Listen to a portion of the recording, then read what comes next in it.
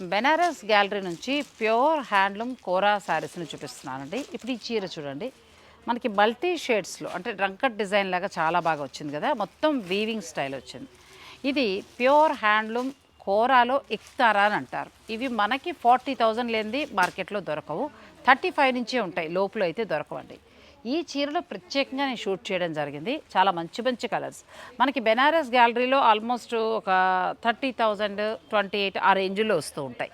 వీటి మీద flat 15% discount నా తరఫు నుంచి ఉంటుంది.